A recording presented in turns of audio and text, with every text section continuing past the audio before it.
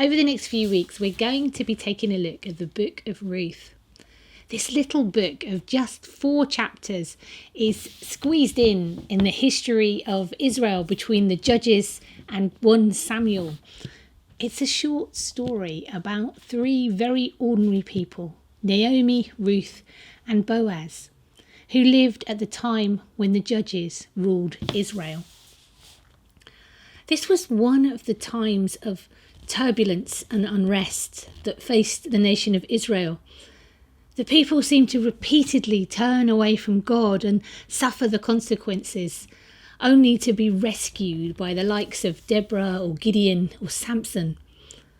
In the final verse of the book of Judges we read, "In those days Israel had no king. Everyone did as they saw fit." It's during this time of unrest and confusion that Naomi, Elimelech and their 2 sons set off to find a new life in Moab.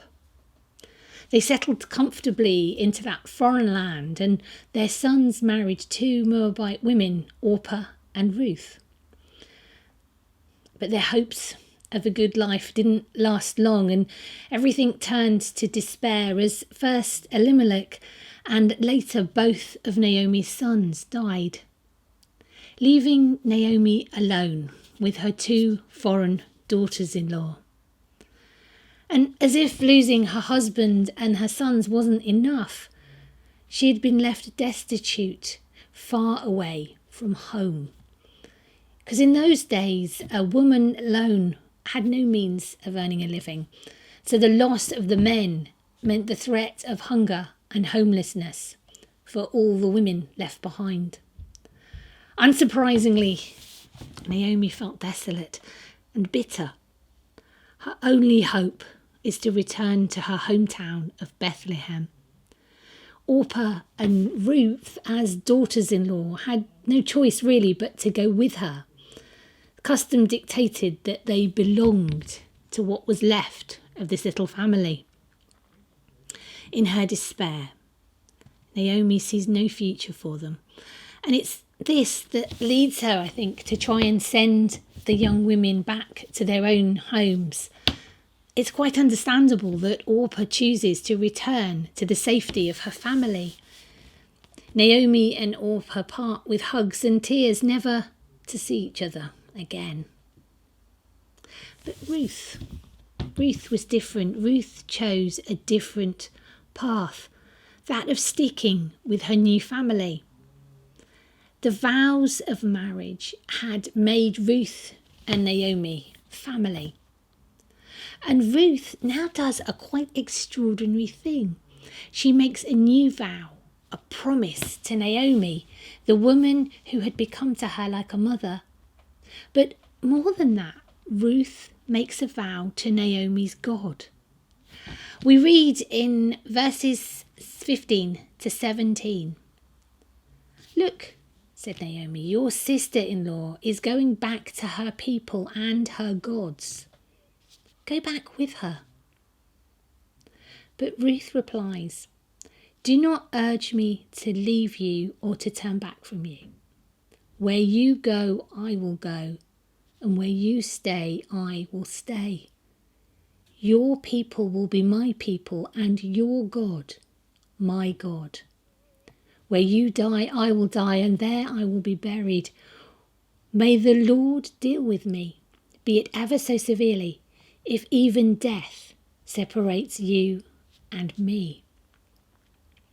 It's important to note that Ruth was a Moabite who worshipped other gods than the God of Israel. And Naomi tries to send her back to her people and her gods. Ruth makes her vow to both Naomi and Yahweh, the Lord God. Your people will be my people and your God, my God. When Ruth makes her promise, may the Lord deal with me, be it ever so severely if even death separates you and me. It's the name Yahweh that she uses, the name of the one true God of Israel, the name that only God's people would ever use.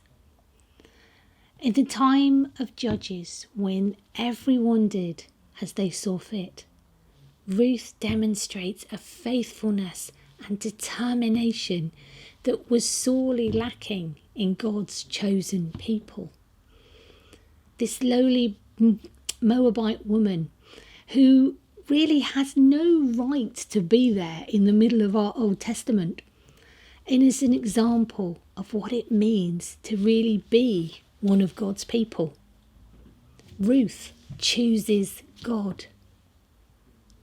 Ruth's commitment to Naomi and to God restores a family that's been decimated by sickness and death.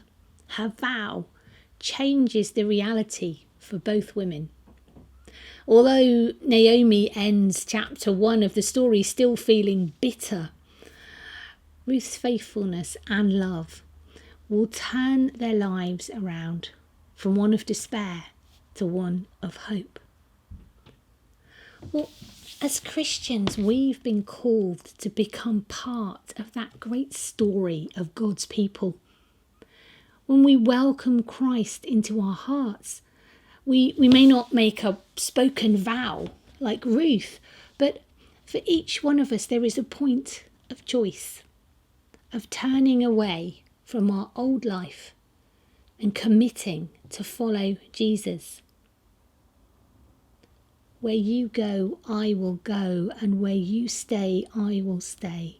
Your people will be my people, and your God, my God, said Ruth. And as those who follow Jesus, we're called to live as God's people. As Jesus told his disciples in John 13:35, by this everyone will know that you are my disciples, if you love one another.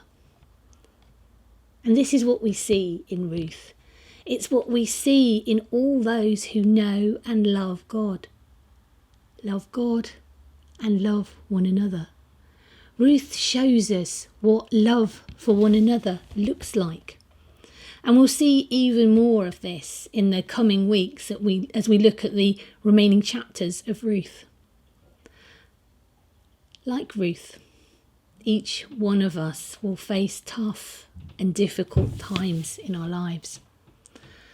I'm afraid that there is no easy path through life. When times are tough, it's our commitment to God and our loving response that makes a difference. We can choose to be like Naomi, sinking into bitterness and despair. Or we can choose to be like Ruth, putting our faith in the Lord God. So this week, wherever you are, whatever problems you're facing, commit yourselves to wholeheartedly follow God and to love one another. The peace of the Lord be with you all this week. Amen.